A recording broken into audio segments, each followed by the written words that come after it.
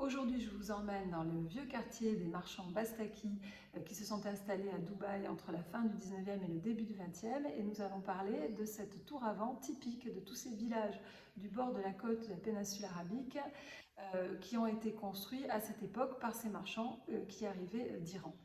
Les Perses sont longtemps intéressés aux propriétés du vent. On retrouve des exemples de tours à vent dans le musée de la civilisation islamique de Sharjah.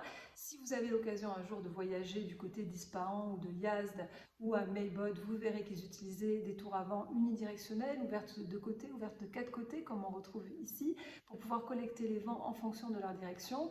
Ça pouvait servir à la fois pour des habitations individuelles, mais aussi pour des lieux de rencontre, pour rafraîchir de l'eau dans des réservoirs, ou aussi pour rafraîchir des glacières. Les glacières, c'est un système que les Perses ont mis au point.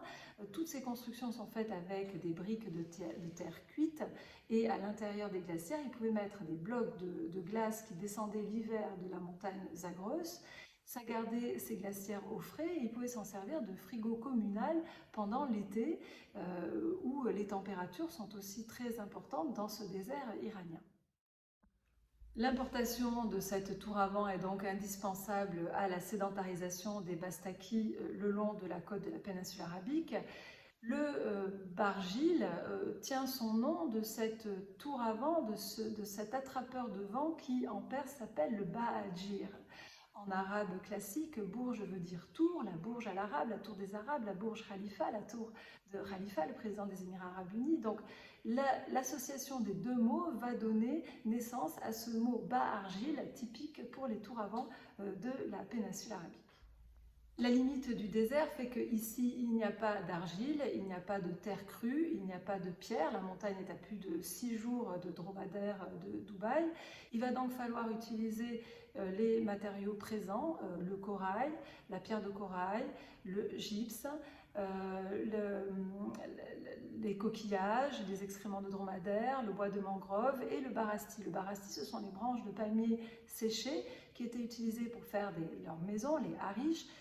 Entre 1968 et 1971, deux jeunes architectes anglais, Anne Course et Peter Jackson, vont s'installer dans ce vieux quartier de Dubaï pour analyser et essayer de comprendre comment fonctionnaient ces bargiles.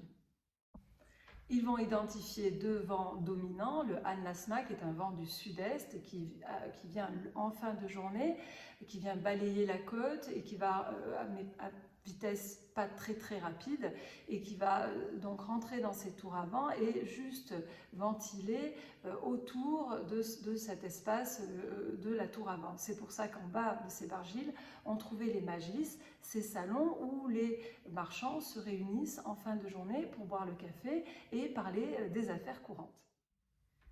Il s'identifie aussi que Bastakia est orienté en nord-est. Si vous voulez, il fait un mur contre ce chamal, ce vent qui arrive du nord-est. Les maisons sont complètement fermées, il n'y a pas de fenêtre, il n'y a rien dans cette direction-là. Quand vous regardez la crique, le nord est devant vous, comme si vous regardiez en direction de Sharjah, en direction de l'aéroport.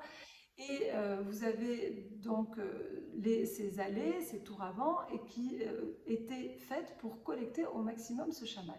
Le chamal est ce vent que l'on retrouve beaucoup l'été.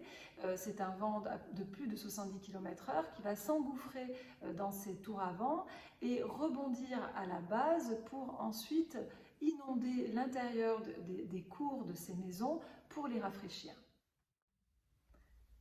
En général, il y a une tour à vent par maison. Dans les plus grandes maisons, il y en a deux. Elles se trouvent aux extrémités. Ça permet comme ça de rafraîchir au maximum tout l'espace commun de cette maison. Les tours à vent les plus intéressantes des Émirats Arabes Unis se trouvent évidemment dans ce vieux village de Dubaï, mais aussi dans le Heart of Sharjah, où vous avez la seule tour à vent circulaire qui se trouve au-dessus du bureau d'Ibrahim Al-Midfa.